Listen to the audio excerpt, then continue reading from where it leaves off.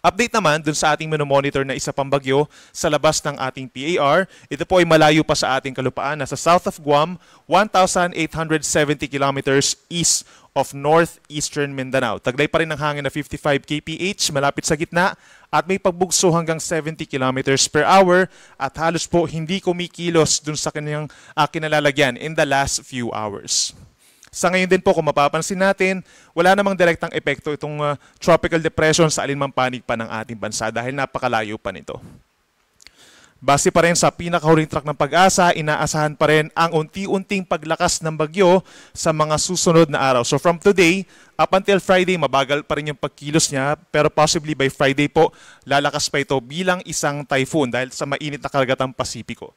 Pagsapit po ng Friday evening or Saturday ng umaga, papasok na ito ng ating Philippine Area of Responsibility at papangalanan natin na Bagyong Uwan.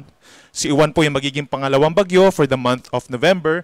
At kung mapapansin natin, over this coming weekend, aasahan natin yung movement niya west-northwest. So habang ka-level po siya ng Bicol or Northern Samar, pagsapit po ng Sabado, aangat ito ng bahagya at approaching pa rin dito sa may Northern and Central Luzon base sa pinakahuling track po ng Pag-asa. Kung mapapansin din natin, pagpasok niya ng PAR, lalakas pa ito bilang isang super typhoon. So nasa around 185 to 195 kilometers per hour po yung taglay na hangin nito.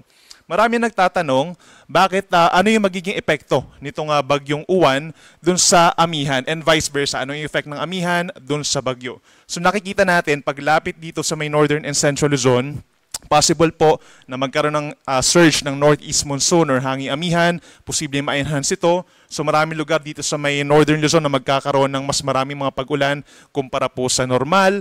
At sa pagpasok ng malamig na amihan at paglapit ng bagyo dito sa may kalupaan, posible siyang mapanatili yung kanyang lakas or unti-unting humihina. So nandyan yung factor din na magkakaroon ng interaction sa kalupaan. So sa paglapit pa lang niya sa kalupaan, dun pa lamang siya posibleng manatili as a super typhoon at magsisimulang humina afterwards. Pero habang binabagtas po niya itong Pacific Ocean and Philippine Sea, inaasahan talaga na lalakas pa rin po siya at magkakaroon nga ng effect, hindi lang dito sa may Northern and Central Luzon, kundi sa malaking bahagi po ng Luzon. Sa ngayon kasi, hindi pa kalakihan o hindi pa ganun kalawak po yung radius na tinatawag nitong si Bagyong tatawagin nating Uwan. Habang lumalakas po siya at lumalapit sa ating kalupaan, posibleng mas malawak po ito. So, kung mapapansin din natin, ito yung tinatawag na cone of probability.